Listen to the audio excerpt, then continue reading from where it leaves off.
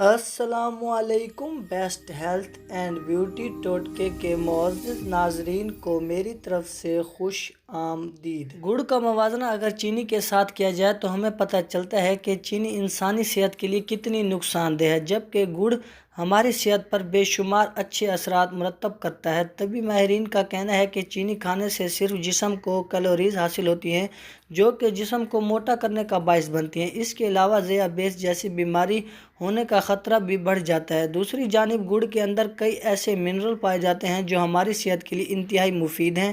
آئیں گڑ کے فوائد پر ایک نظر ڈالتے ہیں، تو اس سے پہلے آپ سے ایک چھوٹی سی گزارش ہے کہ آپ نے ابھی تک ہمارے چینل کو سبسکرائب نہیں کیا تو جلدی سے چینل کو سبسکرائب کریں اور بیل آئیکن کو پریس کر دیں تاکہ مزید آنے والی ویڈیوز کی نوٹیفیکیشن سب سے پہلے آپ تک پہنچتی رہے۔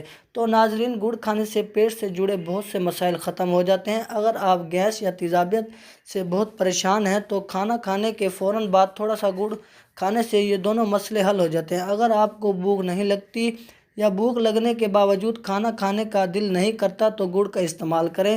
کم سے کم دن میں 3 بار گڑ کھائیں، اس سے آپ ٹھیک طریقے سے کھانا کھا سکیں گے اور صحت بھی ٹھیک رہے گی۔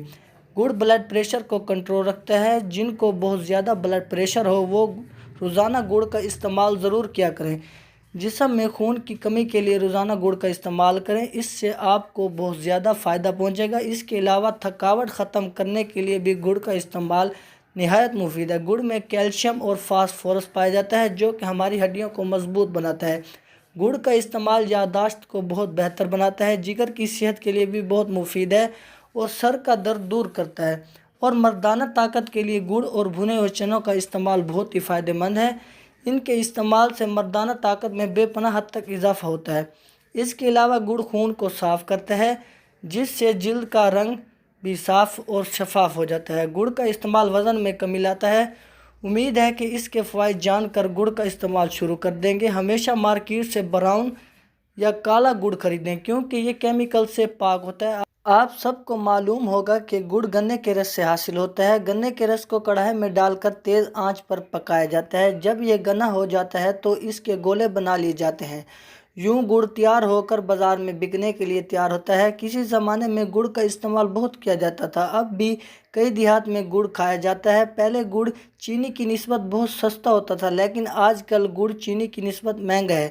وجہ اب گڑ کم بنایا جاتا ہے۔ آج کل کے دور میں گڑ کا استعمال نہ ہونے کے برابر ہے۔ پرانے زمانے کے لوگ گڑ کے چاول بہت پسند کرتے تھے۔ اس کے علاوہ گڑ کی کھیر بھی بنائی جاتی تھی جو چینی کی نسبت بہت مزیدار ہوتی تھی۔ اگر آپ میٹھا پسند کرتے ہیں تو چینی کی بجائے گڑ کا استعمال کریں جو آپ کی صحت کے لیے بہت ہی اچھا ہے۔